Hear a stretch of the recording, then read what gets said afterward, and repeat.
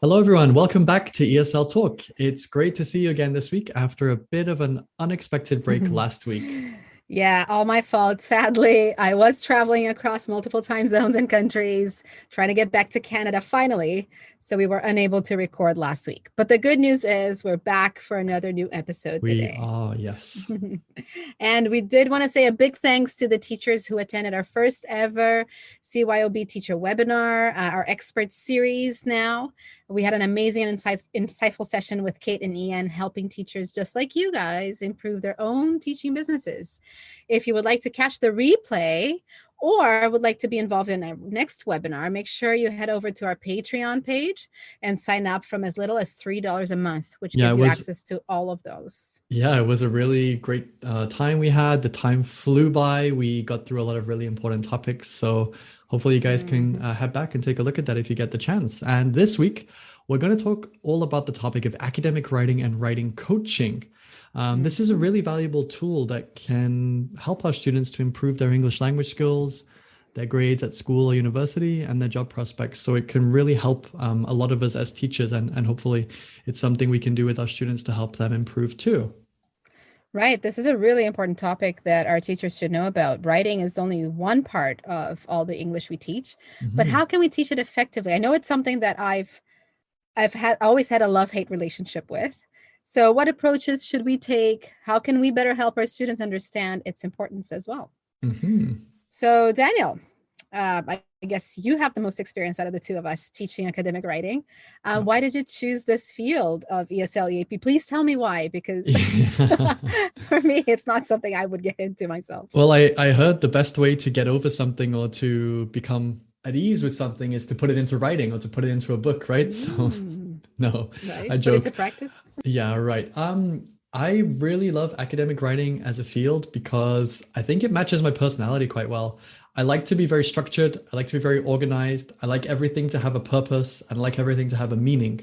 Now, Mm. that doesn't really help our listeners, but I would say that academic writing is a really valuable tool for students, and I really love teaching it to them because there's a lot of applicability.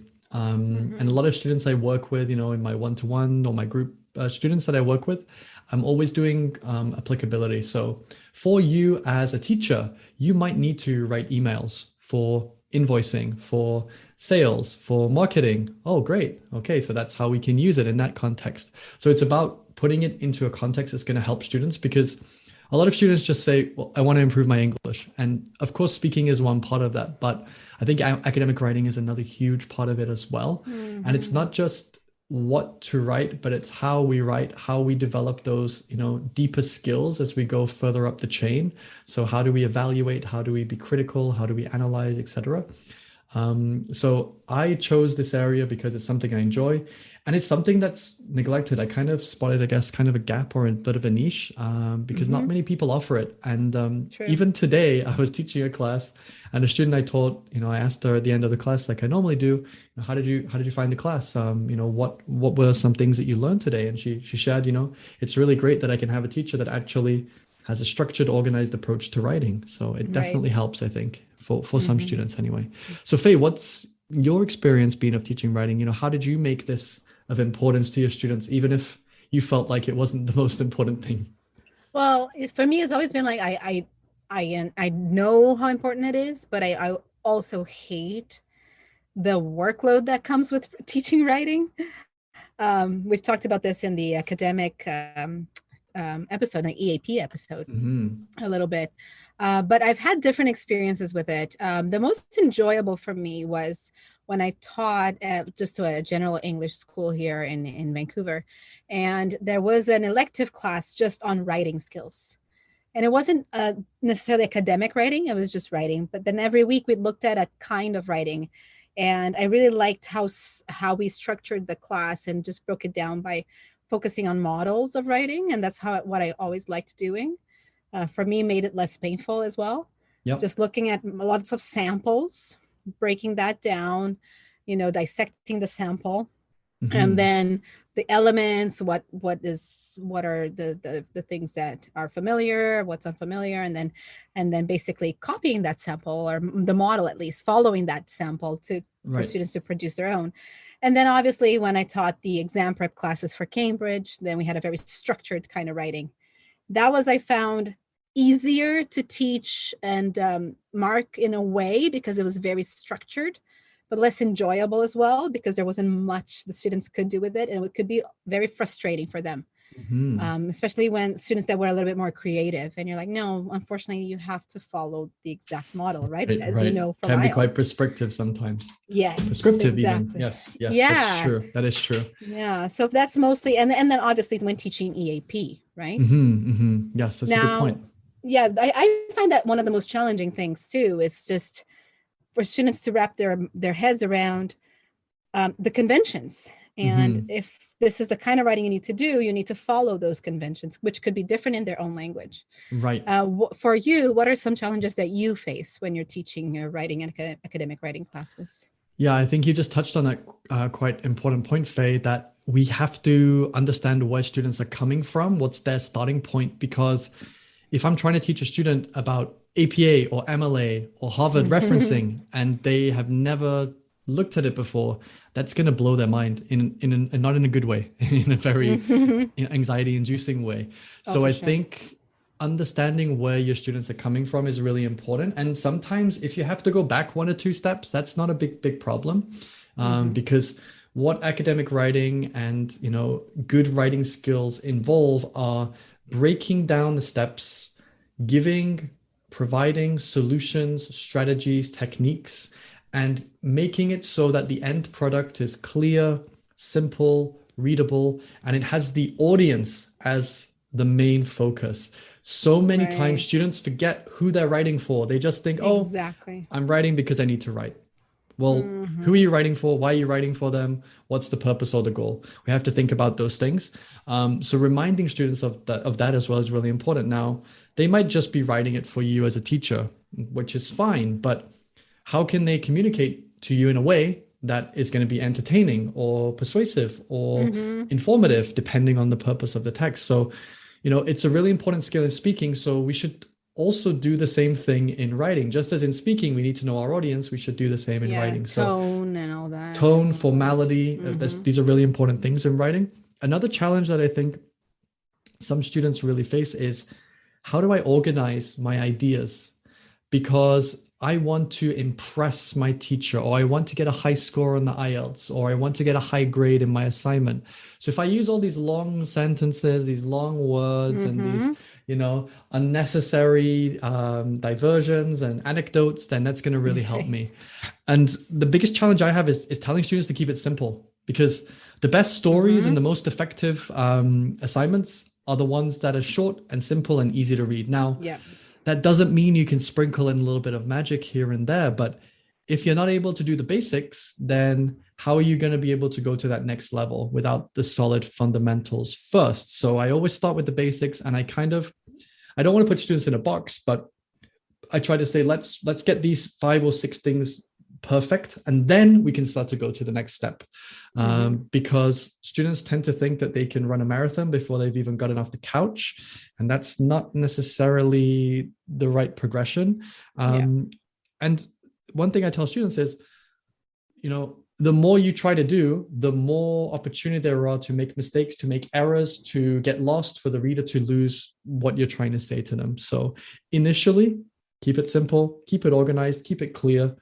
And you don't have to have lots of, super long sentences that are complex, compound, that have all these different idioms and, conjunctions, etc. We don't need them. So I think it's important to just keep it simple. That's the biggest challenge that I think. And that can be very hard for certain language backgrounds, I find, especially when working with like Brazilian students or Spanish speakers. In general, writing in those languages is very like literary and extremely long sentences, like talking around your point, sentences with 3-4 clauses. And when you get, for those students, I find it, like you said, it's really hard to keep it simple. Because they start, it goes against everything they've always learned about how to write academically in their language. And I think a lot of times, their teachers, perhaps who teach them English, they have the best intentions, and they say, oh, you need to do A and B and C. and they sometimes get these notions, sometimes incorrectly, of I need to say as much as possible. I need to try to impress my audience or my reader. Yes, you do, but an impressive piece of writing for me, if you're just starting out or if your level's not that high, is to be clear and to be understood and to make sure I know what you're saying. So I think this kind of ties in with feedback as well. So Faye, for you, when you're giving feedback, especially on writing, because I know we've both done it a lot in our previous jobs. How do you give good feedback on writing, and what does good feedback look like? Again, I find it depends on the kind of writing you're helping your students with. When I was doing exam prep, for instance, I would basically get the rubrics and I'd create a chart, like a table for myself and for the students, and I would write comments under each of those items in the criteria, of what was met, what wasn't met, and suggestions and general comments. But it was at my last job working at the college that I really had this breakthrough when I was speaking to one of my coworkers, and shout out to Moses Lamb if he's listening to this, because he really got me on screencasting my feedback. Yes. Which was extremely helpful, not only for me, but for the students. And the most interesting part of that was it really, really saved a lot of my time when marking. Right. Because what I would do is I would read the writing from my students once, and then make notes using the symbols are. I always like to use symbols for students to self-correct. That's one big thing I find. I've always tried not to correct all the mistakes or just give them the corrections, just point things out using my own set of symbols, or if the school where you work has one already, things like form, correct the phrasing, correct the tense, right? So the students can think about it themselves. That's one key thing I find, is having the students learn from it. Because every time I just gave my students the corrections, they wouldn't look at it. Or if they did, it was just one time and okay, done. There wasn't really much learning from their own writing. Yeah. No editing, no rewriting, right? This is a really good point. Yeah. I was going to just say, Faye, as well, a lot of teachers who might be listening, and they teach students right now, maybe weekly or twice a week. Take time, if it's 5, 10, 15 minutes, give that feedback to the students in the class. And a lot of teachers think, well, I don't want to waste time. I want to do it outside of my class. Yeah. They'll do it later. If you're not putting that importance and that value on it in the class, then the student might not see that value as well. And it can be a little bit time consuming, but if you give that feedback, or say, I looked through it and these are 2 or 3 points that you can focus on for next time, then that will make a huge difference. So definitely try to do that if you can. Yeah. And even if you do use those set of symbols for the mistakes, right? For them, you give the general comments of like structure and all that and format, but then of the little mistakes, especially things that are repeated, I always, like you said, I always set aside 10, 15 minutes in class for students to sit down and correct their own work. Yes. Or do a bit of editing, and sometimes peer editing I would do, or pair work. Right. So when I did pair work in class, in group classes, I would give them one of the writings, not both. And then when they were done with that, then they would get their partner's writing and then work on it together. Yeah. So that's one thing I always found helpful, if you can do that in class. And going back to screencasting, then just basically recording my feedback, especially for the lower levels, on video, just with like showing the PDF of their writing or whatever. If they did it by hand, you just scan it, and just explaining, at least for the first few ones when the student is new to you, explaining what the symbols are and kind of like what the things are, or the general comments. And I found that was extremely successful with my students, and they would watch it a few times. A lot of them considered it a listening exercise even. Yeah.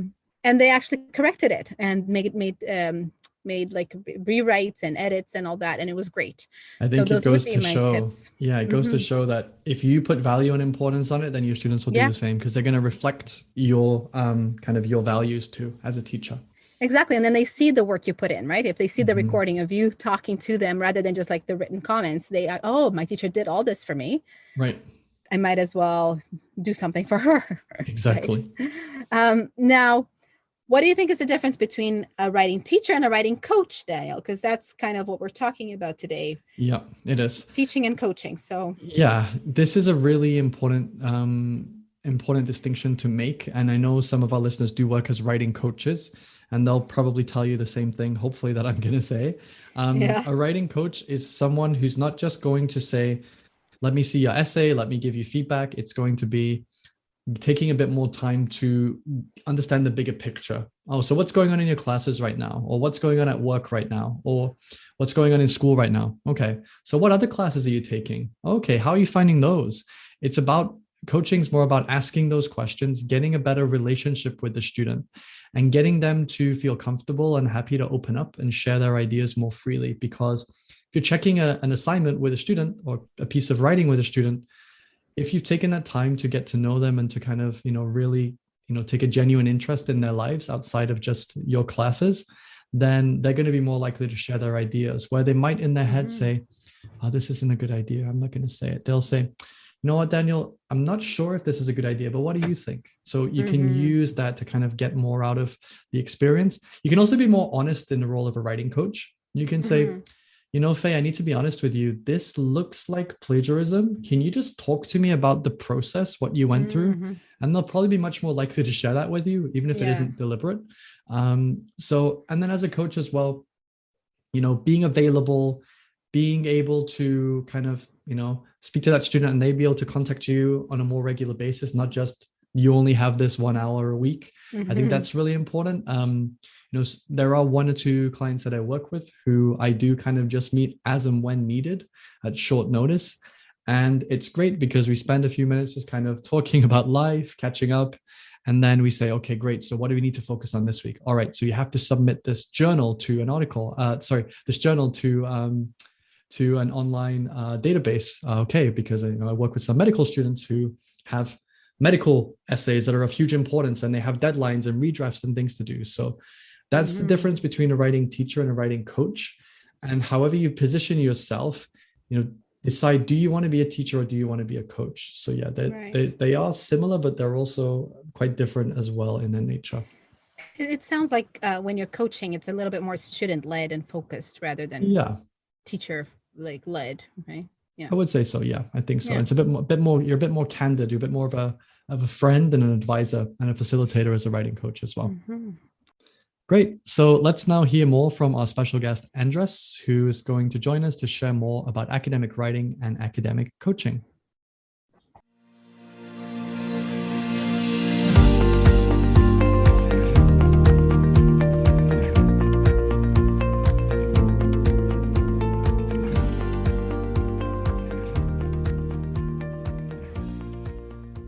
Andres, thanks so much for joining us today on the podcast. Thank you. Thank you. Yeah, thanks for coming along today to talk to us all about writing coaching and how we can better teach our students academic writing. So, Andres, could you share with us a little bit about your journey into teaching and how you got into writing coaching specifically? Yeah, I think writing coaching for me was very something as everything in life is serendipitously, and you don't expect it. I was working in Vancouver just with international students, and obviously I had finished my education, everything. I was as an ESL teacher, but my work wasn't working as the people in the up high were expecting. So just some things happened, and they sat down with me and they were like, well, it's better if you leave us for now. And that was a little bit disappointing for me because I was very invested in my students. I guess it was not something that writing was probably something I was a little bit hesitant, but that was the thing that that kind of fell in my lap, and I embraced it, and I've been learning it. I've become a student of writing, and I've gotten to love it. Really something that I see as a niche for me in the future. And after that, I don't think I want to go back to teaching ESL in the traditional way and the 4 skills. I think writing has become my passion now. Interesting. Yeah. And now, in your experience, how do you find that academic writing is different from writing English for work or other professional purposes? Yeah, I think one can be, I think both of them are very similar in the sense that you're communicating to a professional audience per se. So not only to your when you're talking to with your with, when you're exposing something to your professors, creating an essay or anything, this is still on a professional level. And then when you go towards you're let's say you're a business person, you want to present a marketing plan, a business plan, it's still you're in this professional realm. The main difference I would say is the style. You have more freedom when you are outside in the outside world than when you're at the university for all the legal constraints and everything. So it is more demanding in when it comes to Chicago style, APA, MLA, the different styles. So, and I think that could be scary for people. I think sometimes they just want to write, communicate something, and but they are scared if they do it wrong, right? We all have certain ideas, certain books that we've read, and then we know if I post this, if I do this, maybe I'll get in trouble, maybe Right. writing. So it's yeah. Sorry, I just think I bunny trailed, but Yeah. coming back, it's definitely different. The style is what Yeah. There's definitely more constraints, it feels like, right? Now, we've all worked with students in an academic environment. Now, it kind of feels like a lot of students fail to understand the importance of writing academically. Why do you think that is, that a lot of students will neglect that skill when studying academic English? Well, I think the problem is it doesn't start in the high level. I think when we talk about micro and meso and micro, meso, and macro. I think this the problem starts from the beginning, from the basis, from the lowest stages, especially when we come to high school. We don't. I don't think we emphasize too much the importance of good writing. Very true. There are some high schools, especially when you go to private schools where you pay a lot, where they would emphasize writing something important. But I think even the difference between when it comes to social classes, if we talk about the social status, it is how well you're able to write, in a sense. I worked at a high school for here in Canada, in British Columbia, the Lower Mainland, and what I noticed is that you could see the different you could see the people social status and social class depending on the classes that they were enrolling in. The high academic classes, the academic writing classes, usually you would have people from parents that have their businesses, and people that were in a different circle. And then when you would come to other like more free classes, when it didn't emphasize much writing, was more something sort of creative, but instead of creative was fun, quote unquote fun creative, which was more like students rule.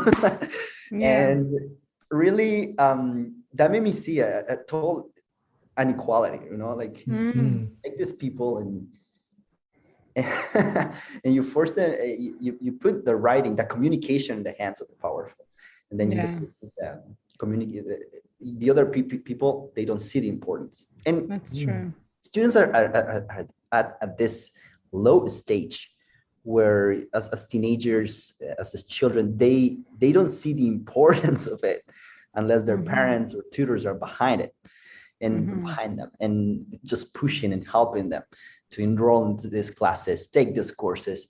But when you have other parents, which is that makes for most of the population, that don't see the importance of it, and then take the class that you want, Yeah. It's a good point, Andres. And it's really important as well. I think we talked about this a little bit earlier today about writing coaching and how important and how valuable that is for students. So how can writing coaching be useful for students, and why do they need it? Why don't they just do a writing class with a teacher with 30 other students? So what's the difference? Yeah, thank you for your question. This is a very important thing because that is my job, right? In every area in life, you can get to a certain extent, to a certain place where you take a course.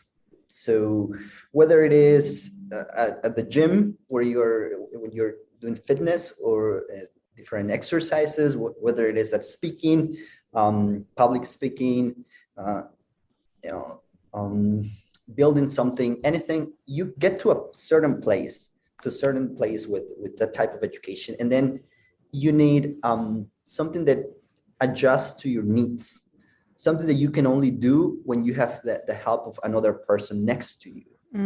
So it's like kind of like the oxen, and the yoke, two oxen, the older oxen like pushing and the other one going next to it. And I think that is the idea of it. And that's what we are created for. So two people get together and you're learning from one another. And as you imitate, emulate, and get together, you are start to grow. So you don't really grow in a class. You grow with other people one-on-one. Right. That's a great point. But it's true. Like when a lot of students hit that plateau, especially at the upper intermediate level, where they really need that individual, those set of eyes, like that set of eyes, just looking at their individual needs, right? So yeah, that makes total sense. That's why a coach would be, in that case, more useful for those kinds of students. And what are the steps we should take when coaching our students academic writing?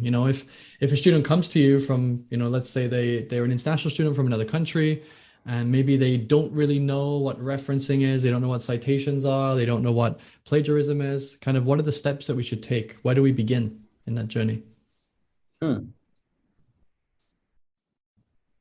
That's very interesting. I think beginning with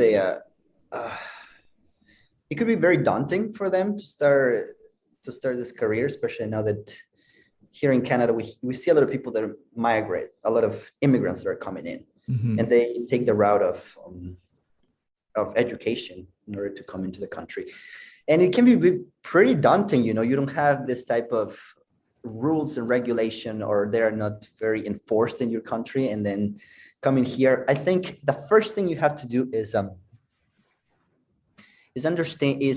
create vision, awareness and vision. And once you have those two things, you will be able to help the students per se. Because we got to change the way in which we see writing, and writing rules and rules in general. But when we come to writing, I think, and because we see rules as something that constrain us and allow us to be free, but actually rules are something that are like, we have this framework here, and then within this we are free, Yeah, it's like your guidelines, right? Yeah. So it's important for them and for us as coaches, as writing teachers, to create a vision for our students, because nothing in life is done well unless we want to do it. Right. Our mindset. Yeah. It is about mindset and focus. Yeah. You got to choose to do something in order for it to get done well. That's true. Yeah. I think that would be our best, one of the things that need to be emphasized in writing coaching. Once we understand, are able to motivate, and then just come with a mindset of service, right? As coaches, as teachers, and we're here to serve and to help. And if with that mindset, it seems to me the resources the ideas will come. Yeah, that's a really great point. I mean, it kind of seems obvious, but it isn't, in a way, right? We sometimes are just so focused on prescribing and telling our students what to do, but we have to first break those barriers down and, help them understand or change their mindset towards something that could potentially be very painful for them unless they are in the right mindset. So that's a really great point. Now, other than that, what advice would you have for teachers who want to specialize in academic writing or want to teach writing privately to their students, but don't really have that much experience in it? Well, somebody that wants to, if you really want to do it, I would say you have to be a learner. So before being a teacher, you have to be willing to learn. And for that, always is good to take a small courses that always to be updating yourself. Take courses that for example, APA, Chicago style. Be always updated, constantly researching, seeing little things, and something that is important also, if you are scaring, because generally when you talk about all these styles and rules and periods and hyphens, and because there are different ways to use the hyphen for AP, different ways for Chicago style, the point and the quotations and everything, but everything in life is just added little by little. So you have to be there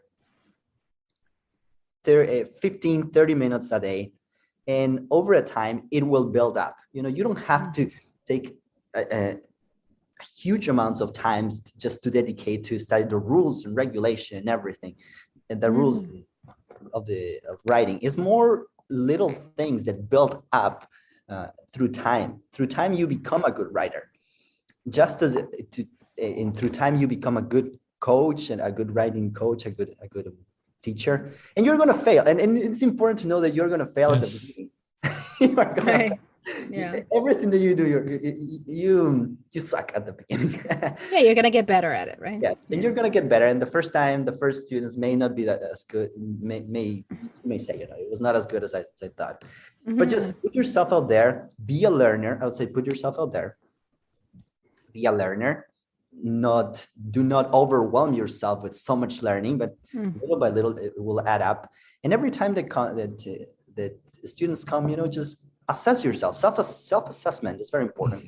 Maybe a little thing that they didn't know what to tell the student. Maybe the student didn't notice that or didn't even ask about this small point. But just be aware. Maybe I didn't know where this period was or how to use this citation, this quotation or something.